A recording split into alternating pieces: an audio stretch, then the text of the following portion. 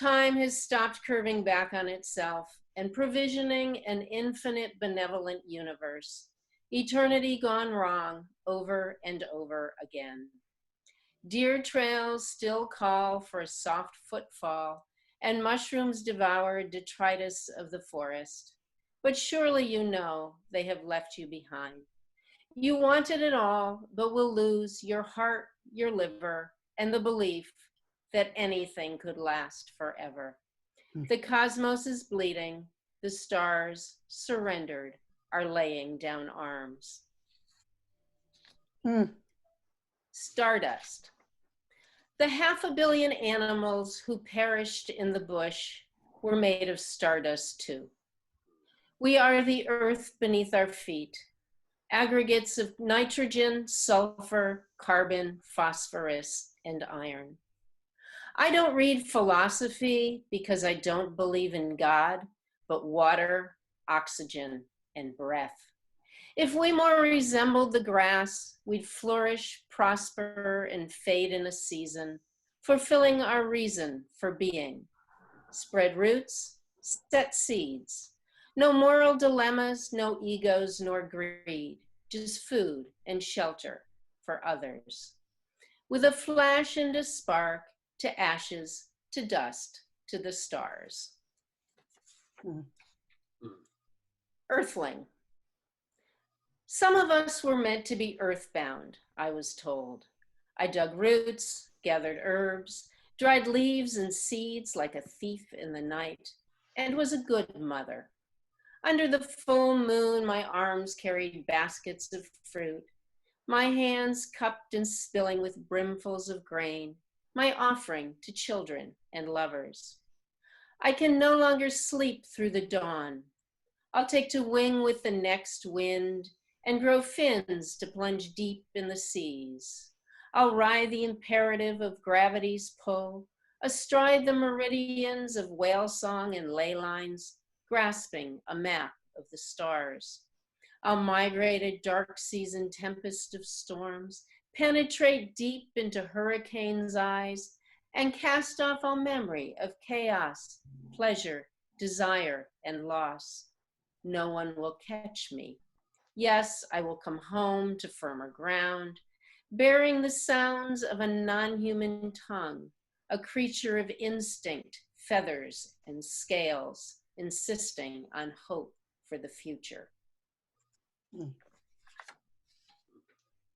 Hope. I can't help it. The words of scientists, not of prophets, foresee the world will end in a few short years, while winter leeks are the only cultivated thing to survive the hardest season we remember. Daffodils are blooming 6 weeks late, an audacious yellow splash between our brokenness and crashed down branches. Out of sync, the pink of salmonberry flowers ahead of Indian plum. Bleeding heart invades the forest floor and swallows up the devastation.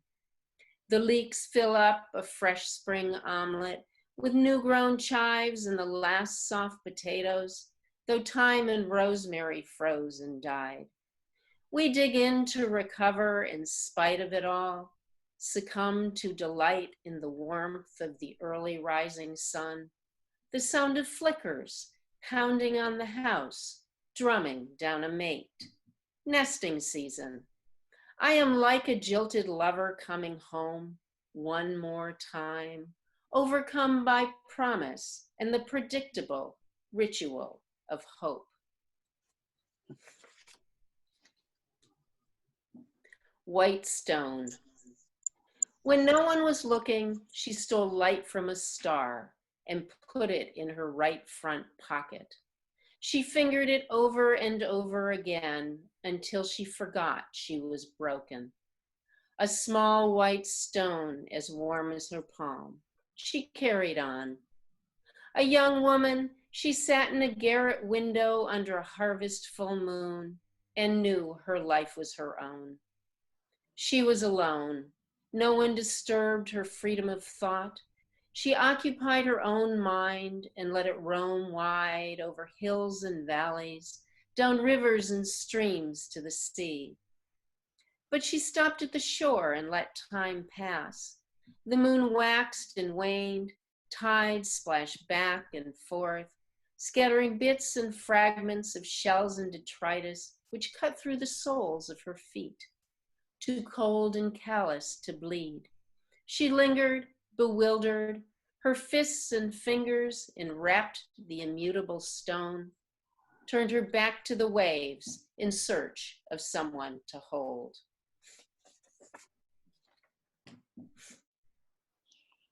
Tiger Lily. Early summer under the shift of blue-gray sky, purple foxglove blooms beside ox-eyed daisy, digitalis purpurea, which can make or break your heart. Do I straddle both sides of the cardiac fault, these roadside flowers more familiar now than tiger lilies wilding beside the Mohawk? How can one line in a book, the rhythm of one poem evoke a lost summer, when a volume of verse like the sight unbidden grasped everything on the cusp of change?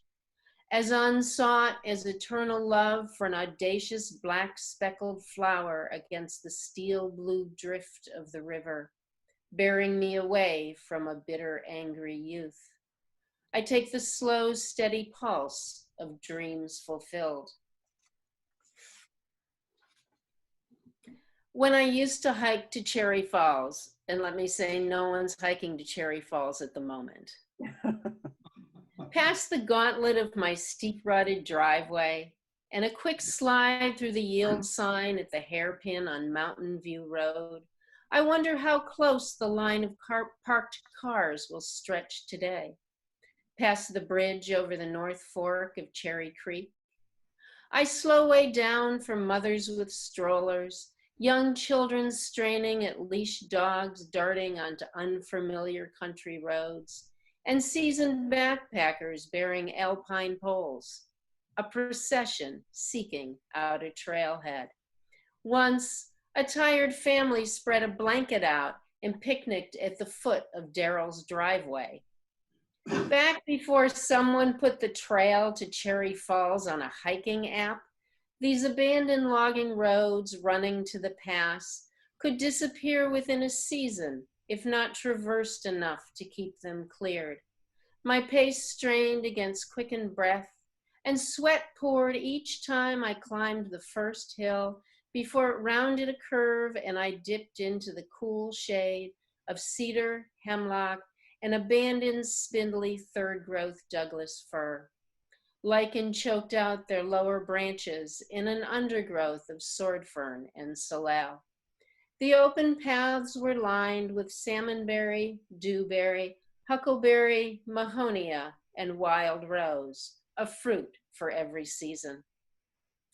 My feet sauntered over familiar terrain, a tactile pleasure in the movement of muscle rounding the curvature of earth. I skipped across protruding roots, leapt over dead fallen logs, even in the dark and silence of dusk. Silence and solitude. The only sounds were woodpeckers, ravens, and passerines, or the surprise flush of a ruffed grouse. The only human voice would be a neighbor, Daryl running his dogs every morning, Stuart and Peggy, Claire, Maura, or Mary Lou. Every turn in the path was marked with a cairn or broken stick and carefully noted to track the way back home again. The map drew itself into a spider web of trails, each vein of rippling water a cartographic tease. Was it Cherry Creek or Margaret Creek?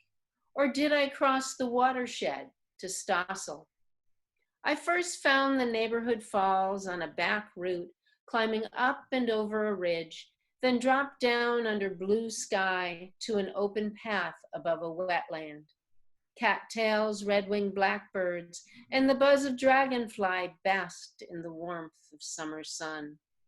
I entered a dark forest filled with old-growth cedar, hiding a moss and lichen-covered car abandoned since the 70s, a relic of local history when the hippies had settled in the woods and recreated the character of town.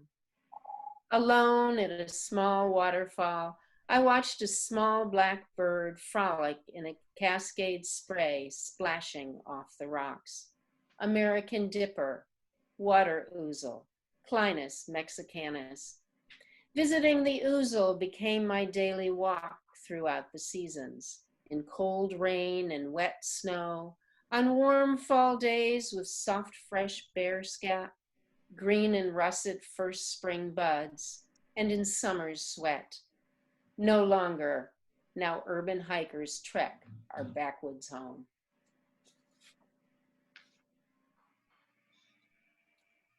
Preparing for snow. First, feed the birds. Take a last hike in the woods while it's still raining. Come home joyously wet and mucky and take a hot shower. Send your partner to town for essentials: milk, cheese, chocolate, and the Sunday paper. Build a fire in the wood stove and set a drying rack on the hearth for wet clothes.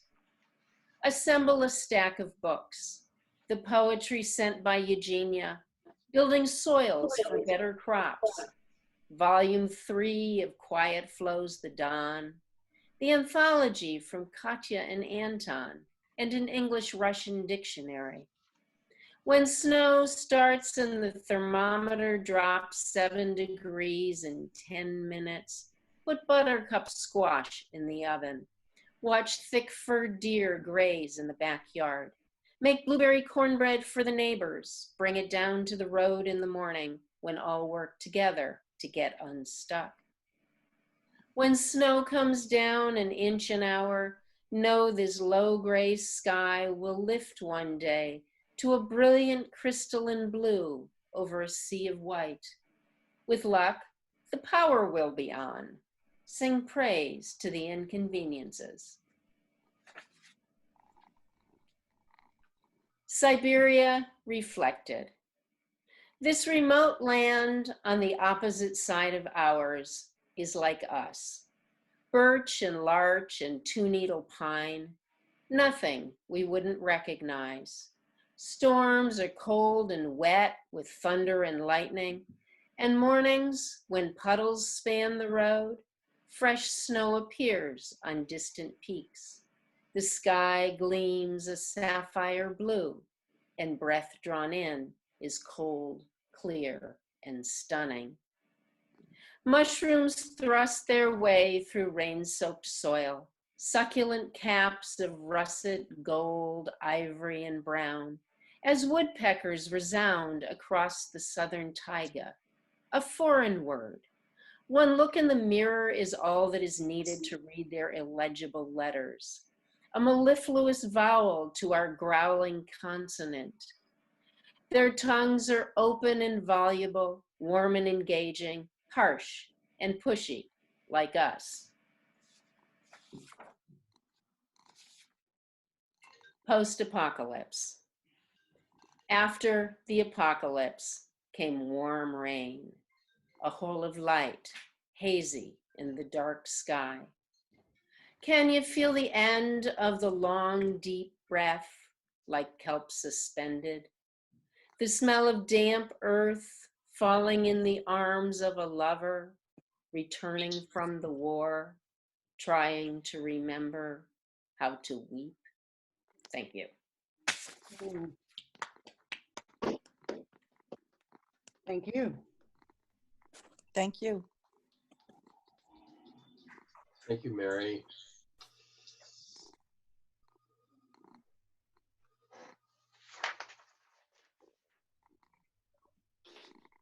I'm still getting used to this. There's just something about presence that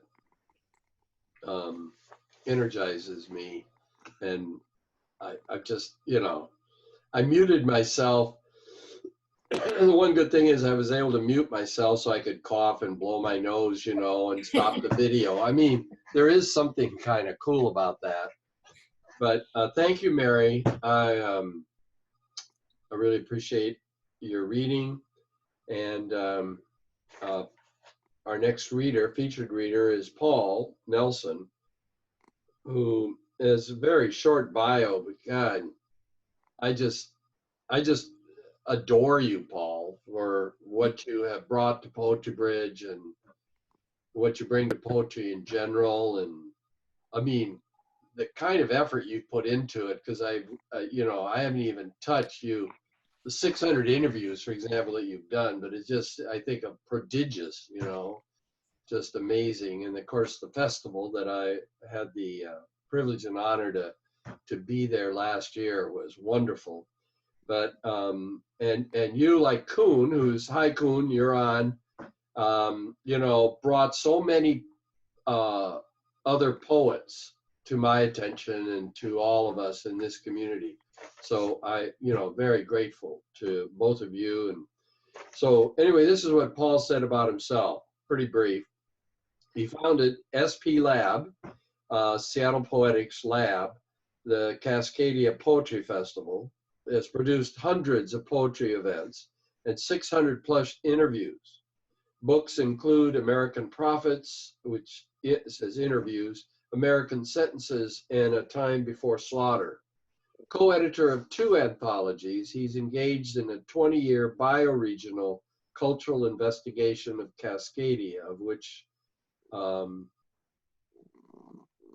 just paused there because I've been meaning to and intending to, to acknowledge that the land that we are on, that the Duwamish tribe was here many times before and is still here. And in fact, I've been in conversation with them, one of the people there, about having their storytellers and poets or whatever, come and really take a whole evening. And I think I kind of want that to happen when we're all together in the same room. But in any event, I appreciate the acknowledgement that you've always provided, Paul, in any event that I've been there with you. Anyway, please give a warm welcome to Paul Nelson. Thanks, Leopoldo. Thanks for inviting me. This is a very cool thing. I'm glad you've done it. I'm glad you've taken this effort. It's nice to maintain some semblance of community and beautiful to read. And Kuhn, I'm sorry our event got canceled. I was looking forward to interviewing you on the stage at Town Hall. And it's unfortunate that's not going to happen. So we'll have to pick another occasion for that. This is the new book, and A Time Before Slaughter on April 1st was released in a 10th year anniversary edition, which includes Pig War and Other Songs of Cascadia. And those are the Pig Warriors right there, 4 of the main people involved in the boundary dispute that could have been a war right here in our bioregion and for some reason didn't happen. And the second part of the book gets into that. So I'm going to read at least one poem from the old book, which is A Time Before Slaughter. Slaughter is the original name of Auburn, Washington. It was named after Lieutenant William Alloway Slaughter.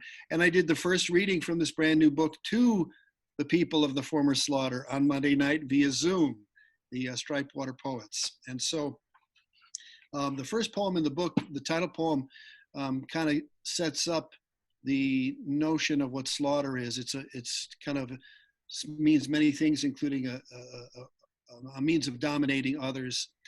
And we get into the story of how Native Americans are dominated, how Japanese Americans were dominated and sent to prison camps in World War II, and also the domination of the land. And this poem is a long poem, and it's called Slaughter Tames the River.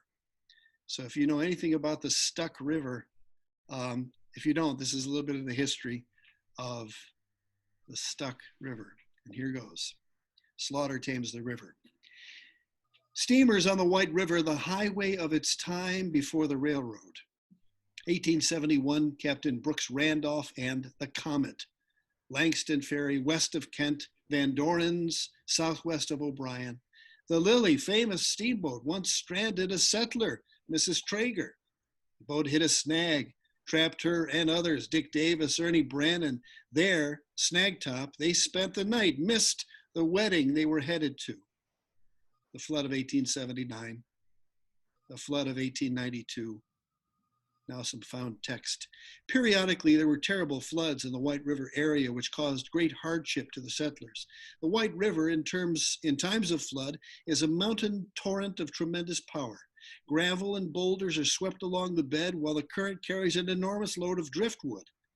Any obstacle which arrests the progress of this drift fills the channel and forces the water over the banks or compels it to make a new channel. This natural condition operates to increase the destructive action of floods. When water overflows the banks or cuts through the river border, it finds its way through the lower bottomlands. Then it moves down the valleys, seeking a place to get back into the main channel. Generally, at these times, there are three streams. They are approximately parallel. One, the deep, swift current of the river. The other is the broad, shallow expanses on either side, moving with less speed. Damage always results at the times of these overflows, but generally, quite as many losses arise from the fact that the water stands for weeks and months in low depression after the flood has gone down. As these lands are of great fertility and under high cultivation, overflows are especially destructive. The great floods in this area are usually caused by a combination of heavy rainfall and high temperatures among the snowfields on the western slopes of the Cascades, where streams have their source. As a rule, the great floods occur in the fall or early winter. The high temperature acts more readily upon the freshly fallen snow than upon the heavy packed accumulations of winter. The records show that destructive floods may be expected on the average of some 4 to 6 years. On July 4, 1898, perhaps, amidst the celebration, while picnickers at Lake Tapps enjoyed Independence Day festivities, explosion! They done blowed up the river. Daisy Erickson tells the story, a neck of land blasted by a King County resident. They keep his name secret. Blasted, debris forced the river into its stuck channel. In 1899, Pierce County farmers blasted a formidable bluff intending the White to stay in its channel. It backfired, the plan, making the river more stuck. It would stay stuck for a long time. In the early 1900s, farmers of both counties toting guns, prowling, riverside guarding. Bill Humple, such a guard, King County paid, ready to shoot Sumner farmers who dared dynamite the White. The river nobody wanted. No settlers, no changers wanted this river. Temperatures were warmer fall '06. Rainfall was excessive. On November 14, all hell broke loose, a Chinook wind and steady, warm rain, steady, warm rain directed against the glaciers. The flood of 1906, November 14, the flood climbed, the river rose 2 inches per hour, 3 miles wide across the valley, 18 to 20 feet deep as the flood reached its peak. No more Northern Pacific Bridge. Steel pieces of that bridge took out the county's wood. The flood took out Markwell Shingle Mill. Shingles and shingle boats careened downstream. The flood of '06. The J.S. Corbin home collapsed. The family escaped on a raft. Their barn went out at night, and not 1 acre of topsoil remained on their 20-acre farm. Their orchard was a mass of debris. Bridges, culverts, and Chicago, Milwaukee, and St. Paul railroad grade gave way before the torrent. People fled their homes, obliged to swim or cling to floating objects. Whatever improvements had been made on the land were destroyed.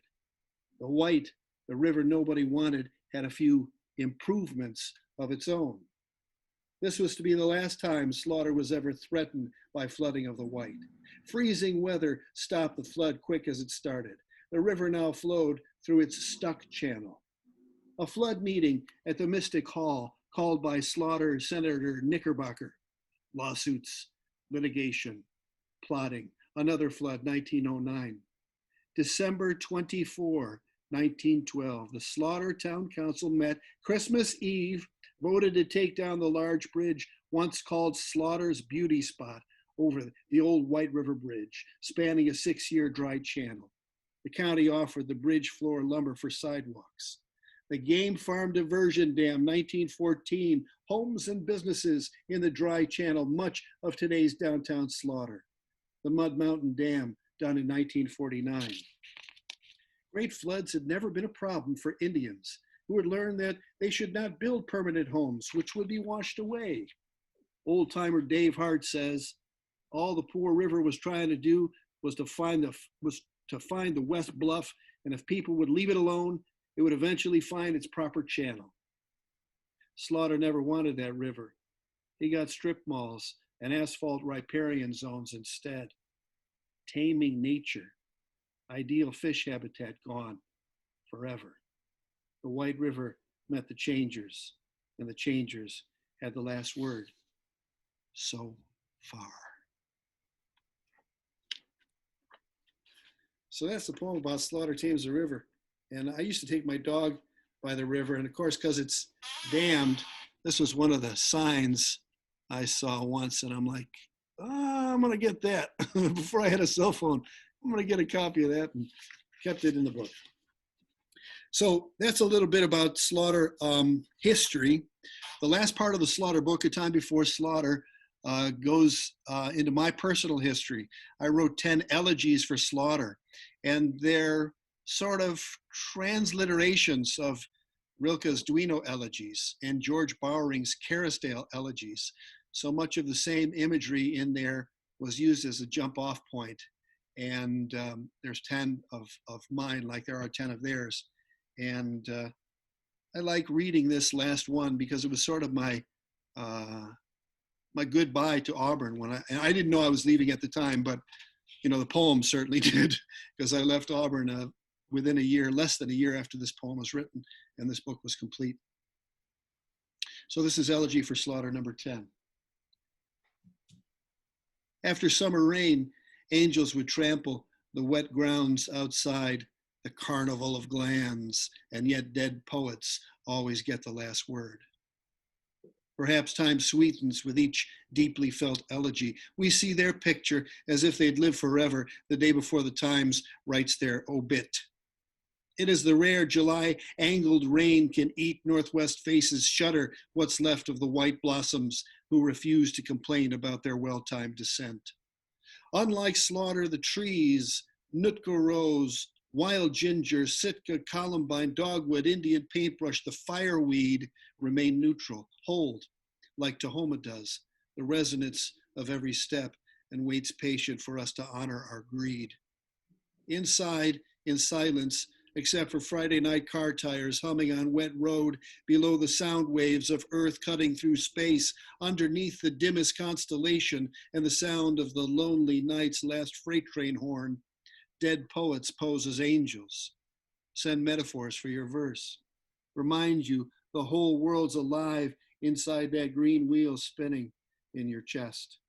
Making a mandala of spent matches from lit prayer candles and pink rose blossoms offered to the lady. You are only a reflection of the skill your parents had in the lightning flash that became you and for which you yearn to return, endlessly checking the weather forecast while the stuck river rolls beyond the spot of diversion. You get a hernia as your marriage falls apart, or your nose bleeds for recognition, but the grace saving you is the extraordinary patience of dead poets. Dead poets in the garden scaring raccoons. Dead poets animating the cat's eyes for a moment, moving molecules to drop white blossoms for your amusement. Dead poets caught in your throat in the fetal position, like latent antepasados turning the last blood fire burn into your richest, deepest song. Sunlight's headed south now, faster than the cat can comprehend, makes the tips of stuck waves more white, animates Coyote's smile, lubricates the stunts of stellar jays, keeps light shining on Slaughter, not waiting for better weather. And a poet you knew will become that light, or that latent angel, or that force moving molecules to amuse your evening walk faster than your aging synapses can flash across their gap. He who could live beyond the last parenthesis, she who could hold fire in her hand, he who makes better weather for those who honor their ancestral land. She who marks the northwest July sun's closing arson, orange, and apricot rays in skin, blood fire, and melted wax. She who taps the never-ending flow can withstand every parlor trick slaughter could ever conjure, with a rare commitment to every blossoming every species has ever known. So that's how the Slaughter book ends. And the new book looks like that when you open it up. That is a, I don't know if that's a prize Berkshire boar like the one in the Pig War, but it's pretty close. So maybe I'll just read one or two of these. For those who don't know, the Pig War was a boundary dispute between the US and what would become Canada, the United Kingdom before Canada. And a pig died. I tell the story in the book of the pig dying. And so it's an interesting story. And the fact that there was joint occupation of San Juan Island for 12 years till it was settled by an arbitrator in the United States' favor is really interesting. And there's a few poems about the history of it and getting into some of the characters like Pickett and Harney and Governor Douglas and Admiral Baines. It was really the British who had a worldview, who realized, we don't want a war, and this is our number one trade partner. So cooler heads prevailed. I don't know what would happen today, especially with the idiot who's running our country right now. So there are a lot of war pig poems, and I'm just going to read I'm going to read a Haibun. A lot of the Haibun that I've been doing about Cascadia are in here. This doesn't get into the pig war, but it gets into the Cascadia part, and it's a shorter poem. It's called Moss, Spruce, Cedar, Cathedral. And all these Haibun in here have a epigraph from Ramon Gomez de la Serna. The glitter of her jewels illustrates the ambition of her thoughts. The shine of the orca's teeth illustrates the animacy of his intentions. The ovoid of his eye outlines a smile for salmon, eagle, chief, and raven. The raven's throaty caw settles in the soft fur of the licorice fern, or in that of the club moss festoons branches of the ancient Olympic vine maple. Here we can imagine rocks as being enthralled by the current of the memory of events. Here we can see a fish in his dorsal fin, a salmon on her back, a chief with headdress just behind the eyes. Here her moss, spruce, cedar cathedral, the king travels only after waiting for the rain, rain, rain, or the final dam crash. Here the glaciers had the last say. Raven wing beats plot spiritual rhythm. Sea stacks choke off another Pacific wave. The runes predict travel and lavender and blood. Here, more than dirt, dance floor of the ancestors, now unbound. That was written at the Rainforest Hostel in Forks. And I'm going to end with a lighter piece, another Haibun. I might have read this one before. It's called Paulonia tomentosa. And this tree is right by your house. You probably know this princess tree in Lakewood Park there, right by where the playground is. It's about to start blossoming, I guess, in another 2 or 3 weeks, maybe a month. Paulonia tomentosa. His good day was always overcast. Ramon Gomez de la Serna. And yes, he was from Seattle. And yes, the sun was shining that particular Friday in the season of lilac blossoms, and a full bloom empress tree, princess tree, Paulonia tomentosa, stolen from central and western China, but an invader here, loving the lack of competition for what sun there is, shaping purple hanging bell blossoms and leaves in whorls of 3. We sit under it, take photos, are there if we think about it, Lakewood Park. And by good day, he meant in Seattle nice courtesy and not much else. We'll wait for your street crossing, we'll not honk. A city of the mind, a city of geeks. People here totally blow you off, the newcomer would say in the Times. But not at the stop sign beyond the Empress tree, not at the 4-way stop where you go, no, you go, no, you go, no, you go. And the guy from Chicago goes, knowing your MO, knowing driving the car is personality enshrined. and overhead's a helicopter shopping for dark-skinned shooting suspects. And here the anti-capitalism May Day riots, only 3 businesses with busted windows. And here a view of deep Elliott Bay Azul under snow-capped Olympics seeking a hearing. Good day, always overcast, always an undertone. Somewhere the intimacy is obscured. Some know the names of dogs at the dog park, but not the ones on the other side of the leash. Not the neighbor's name or wife, but their latte order or Wi-Fi signal and how much in their compost bin. Is it the weather? Topography? It is a social script that leads to alienation, but Emmett Watson didn't want you here anyway. And we can't make a left on Denny at 1:40 in the afternoon. And bike riders forgo single file just to hack at you and your humongous carbon footprint. In Slaughter, I once saw a yard sign that simply said, vote no. Can whip it out for any election. Vote no. Democracy easy as yard signs and being against. Just put a line through it. Easy as stopping for one pedestrian, or take a pill, or cut it out, or the bombing starts in 5 minutes, or the settler prehension a century after the perimeter's secured.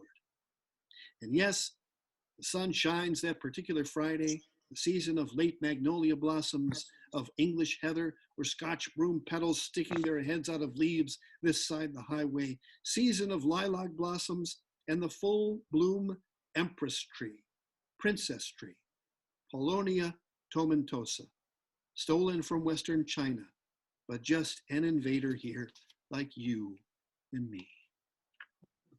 Thank you.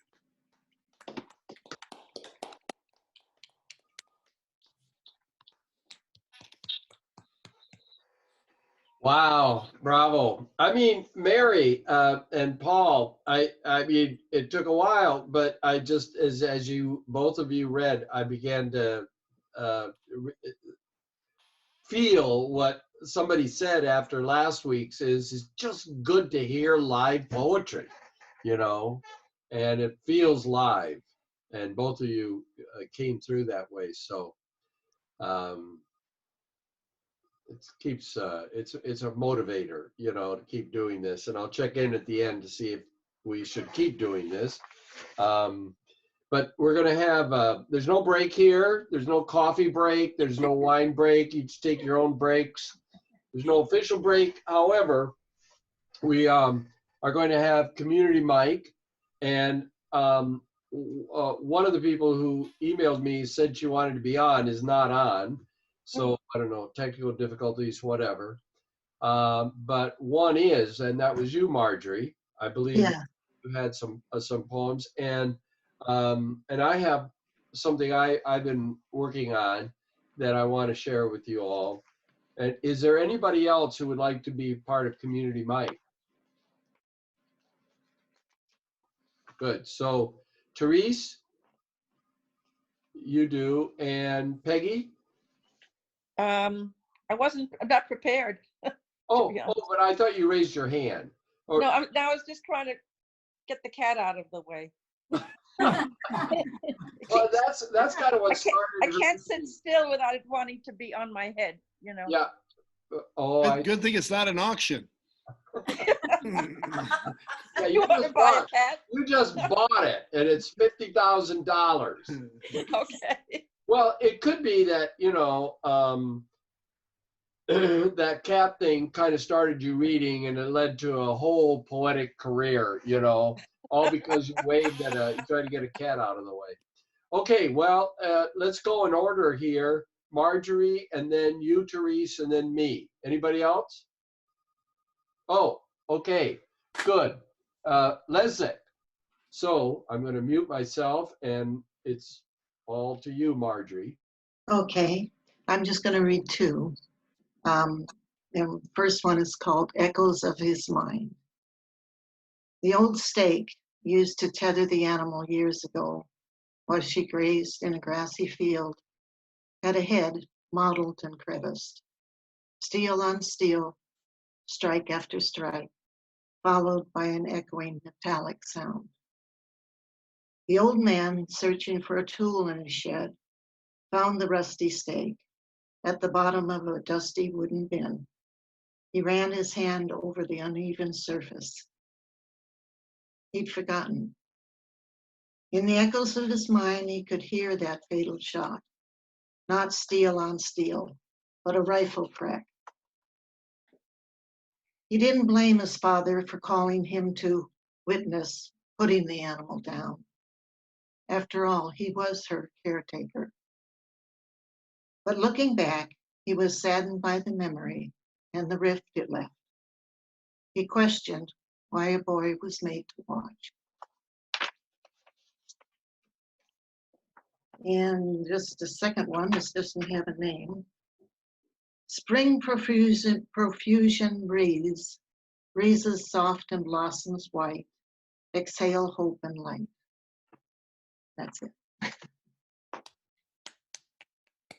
Thank you. Thank you, Marjorie.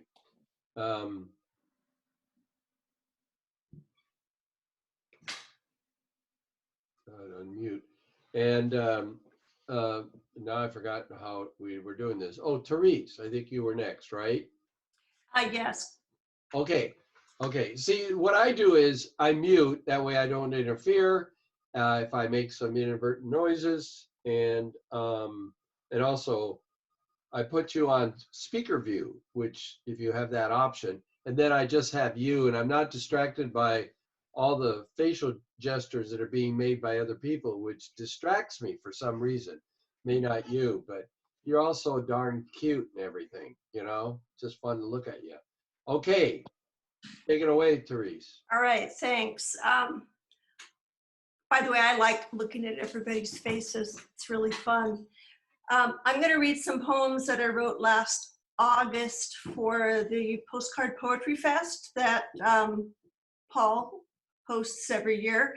He's actually hosting it right now.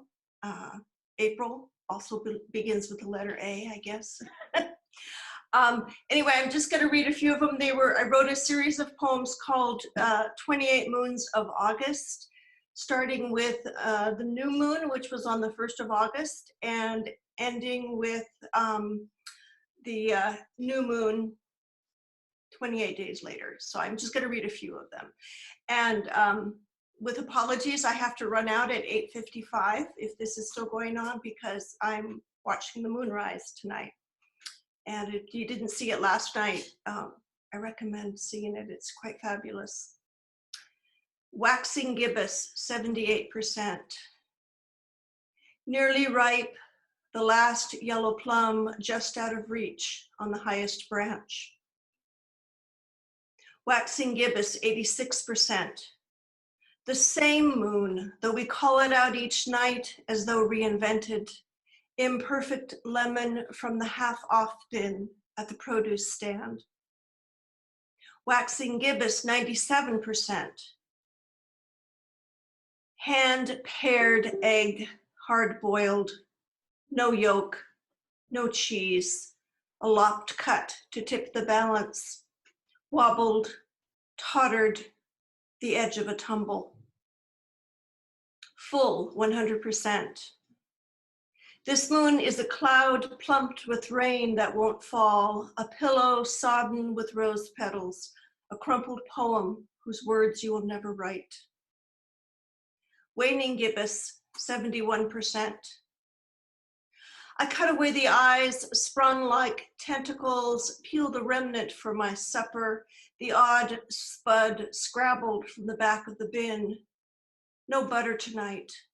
A pale mash of clouds dims the sky. Waning crescent, 21%. What remains to give you? I'm wrung sober, twisted dry. Desire is a dream fragment that is gone before I write these words. And this is the last one. Waning crescent, 6%. Clouds laid out end to end, and the lunar remnant stuck like a bent pin out of sight, all things diminished. An old woman growing blind so slowly she doesn't notice the diminishing light until there is nothing but the invisible body of the end of her life. Thanks. Yes, yes. Sounds great. It's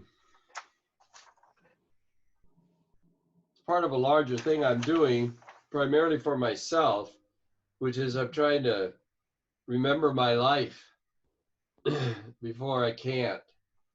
And not that I've been told that I'm not going to be able to do it, but there's always that possibility.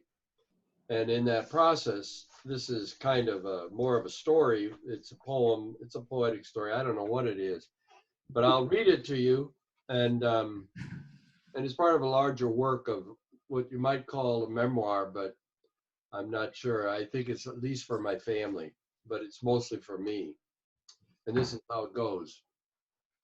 On his grandmother's fruit ranch at the base of Ladybug Peak, highest of the brown hills to the north, the young boy climbs with his dog Donia to watch the ladybugs swarm on the gray sagebrush, occasionally landing on his bare arm, these gentle, harmless creatures. He sings, "Ladybug, ladybug, fly away home. Your house is on fire, your children will burn." On a hot summer day, the young boy runs a stick along the concrete wall by the white stucco house, circled by a dusty gravel driveway near a huge box elder tree. In the corner of a fresh mown lawn, the tree the family calls the box elder bug tree, for the thousands of box elder bugs living in that tree. He flicks off one large box elder bug, its dark body tattooed, red alien markings staring with red beady eyes. One of hundreds crawling slowly, flicks more on the dry yellow grass. The dry heat swallows his breath. One bug is accidentally squished, leaving red Roman candle cartoon on the gray concrete canvas. He admires the art of it. Irresistibly, he squishes another and another until the wall is streaked like July 4th fireworks. He knows this is good work, honorable work, necessary work, justified somehow. The killing of bugs with the half-full bags of poison stored all year in the old wood packing shed, which the hired man mixes with water and drives the spray machine up and down the tree rows, protecting the apples, pears, cherries, apricots, and peaches from the insects that destroy and deface the precious fruit. Every spring, a plane flies over the orchard, a man drone killing machine, blanketing the tree rows, long trails of pale white smoke. As an afterthought, swoops over the box elder tree. In the southeast corner of the green lawn by the white stucco house, dumping one last cloud of parathion, insecticide dust rolling over the tree. Watching from the closed kitchen window, warned to not go out until the air is clear.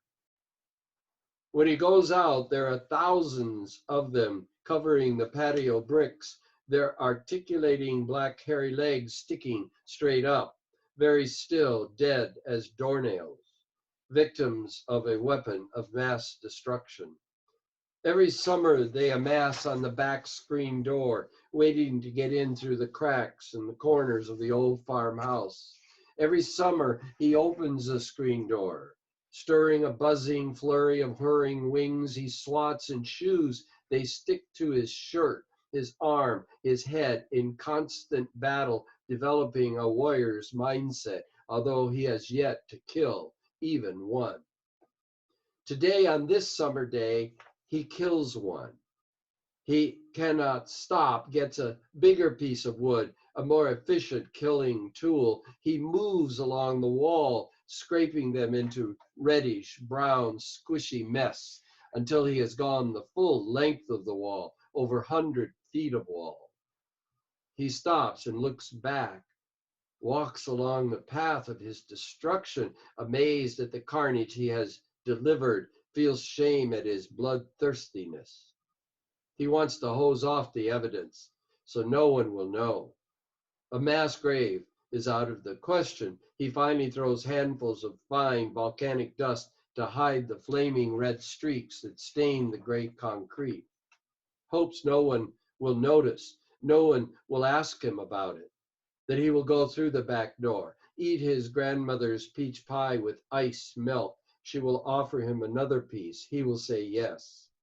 No one will say anything to him, nothing about the massacre. He would tell no one, but he cannot forget. The next summer, they swarm around the screen door. Again, one dark brown bug with red alien markings lands on his arm.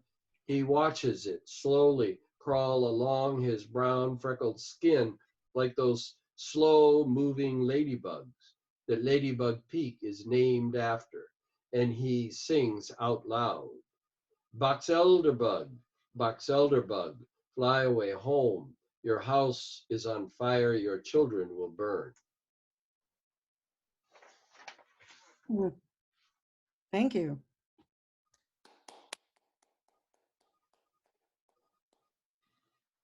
I haven't shared this shameful part of my past with very many people, but it haunted me for a long time. Anybody else? Kuhn, do you have something? I want to show you the anthology. Can you hear me? Yes. The anthology is ready. You got them. Yeah, I got them. I got them. You show people. I had gout this week, so I didn't mail them out yet, but they go out tomorrow. Right. Anyway, it's beautiful. It's so well done. I want to just tell a little story about this. Kuhn now has destroyed my claim to never been published, which I was somehow, attached to it as a kind of, I don't know, position. And so now I can't say that anymore. So I said, well, Charmaine, would you like the published poet to read one of his poems to you? And this is my wife, Charmaine. And she said, oh, yeah. So I turned to the page and I read both of them. And I kept hearing this little sound of, yeah, I thought she was tracking it. And then I looked up and she was actually, I had given her one, you sent more than one book, and I'd given her one book. And she's an avid, if not rabid reader. And it was a little bit like giving heroin to an addict. Immediately couldn't stop reading. So, I said, well, you're reading another poem while I'm reading this poem. And she said, well, but I really like the sound of your reading that poem. It was nice background. So whatever small moment of triumph for being a published poet was evaporated at that moment. Oh. I had become a background poet. Anyway, I thought that was amusing to me. I thought I'd share it with you. Okay, I think if there's nobody else, then we're going to go back to Paul. And Paul forgot to read a poem that he wrote especially for the occasion, given he'll explain it himself. So Paul, it's yours. I was going to start my reading with a short poem. The August Poetry Postcard Fest, Popo, is now in its 14th year, and we moved it up because of the shelter in place. And last year we had 424 people from around the world. You get on a list of 32 people, and you have to the end of August to write an original poem on a postcard to all the people on your list. And so obviously current events come up. I've been writing postcards from the pandemic, and was very saddened to hear yesterday that John Prine passed away at 73. Oh, really? Yeah. When it was announced that he had tested positive for coronavirus and was hospitalized, we figured it was near the end, and then he rallied only to succumb. Postcards from the pandemic, mailman from Maywood. And the fact that he grew up about 3 or 4 miles from where I grew up is also especially poignant to me. I wrote this for Carolyn McCarthy. In fact, I wrote it today and mailed it today. So you'll get it before she does, but I hope she won't mind. John Prine won't need a cocktail or illegal smile on that side of the veil. The one-time mailman from Maywood, Illinois may have been the Mark Twain of our time. What other songsmith could have a third of their neck removed and write Tree of Forgiveness? Hmm. That's all. Wow. I'll mute myself. Thank you. Thank you. Very much. Leopoldo, could Yes. I have a poem, a COVID-19 poem, if you'd like me to read it. Absolutely. You know, I've been thinking that I wouldn't because I'm featured reader next week. Yeah, it seems kind of like So you're I'll gonna probably have- read it. I'll you know. probably read it next week. It just might be a little bit different. So why don't we hold off next week? We've been No, here. we'll do it. Oh, read it, I'm read it, just read teasing it, you. I'm Read just it. teasing you. read it. Okay, it may be different next week, and that's just as well. I hope it is a little bit different. My COVID-19 poem. It's not that I don't cherish the blood-red magnolias in full bloom and little Eleanor circling the block on her white bicycle, splashed with pink daisies, her daddy Jake in tow. She hollers out that her new code name is Blackbird as she whips around the corner. But engineer Rick is on the sidewalk and I'm at the curb. He shifts to put the April breeze at our shoulders because he's old and cautious and smart. We're lost in conversation over the exponential math of viral transmissions, the fatality rates of patients who go on respirators, and the proximity differential between Home Depot customers in Tampa versus Seattle. Oh, I like my neighbors, but Rick, he loves them better by a good 38%. Mostly because he's retired and not building out an apartment in his basement while trying to homeschool his 4th grade kid who whines like a punk over multiplying fractions. I swear by God that if it wasn't for my shrinking bank balance and 3 canceled deck jobs and needing to install 5 gas flex pipe couplings before tomorrow morning, I too would love my neighbors something proper. When Trump took office, my wife stuck a sticker on her bumper for the first time, as if to say that words matter. Love thy neighbor, no exceptions. But she's a chaplain and will probably be across town holding the hand of some stranger when our neighbor Rick or Aunt Dorothy or my mom calls. I don't yet know the sound of strained breathing over the phone, nor that first hint of virus fear in the voice of the one who raised me.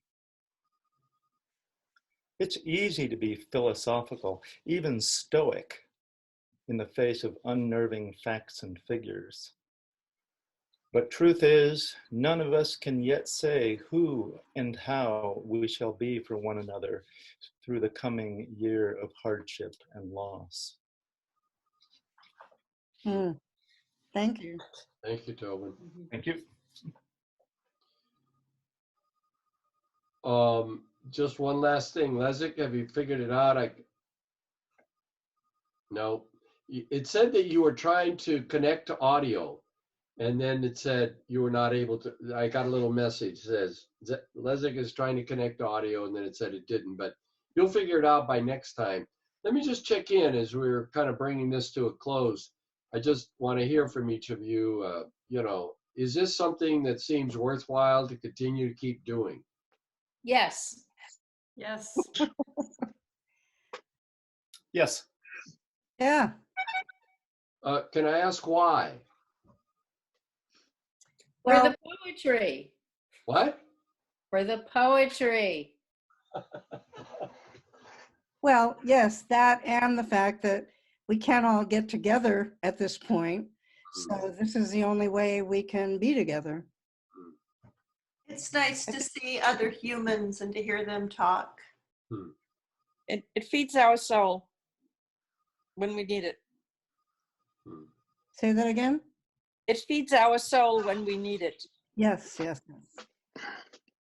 You know, Leopoldo, one of the things I did from my Zoom account was I changed my ID number to my phone number.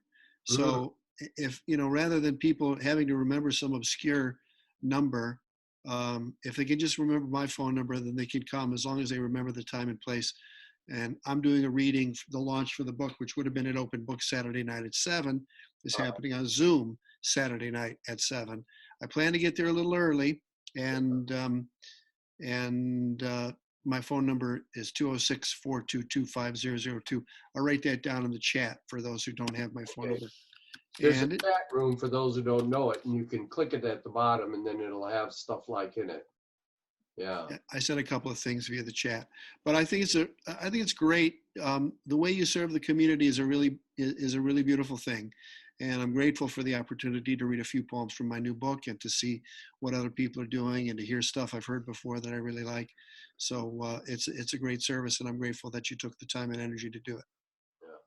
Well, thank you all. I appreciate what you all said about let's continue and also why for you. And we'll do this again next time, and we'll have Tobin on and Carrie Gilstrap Nettle.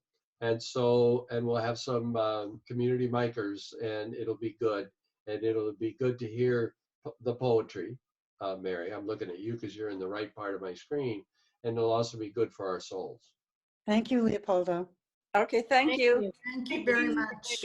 Okay, bye. Bye-bye. Bye. Bye. Bye.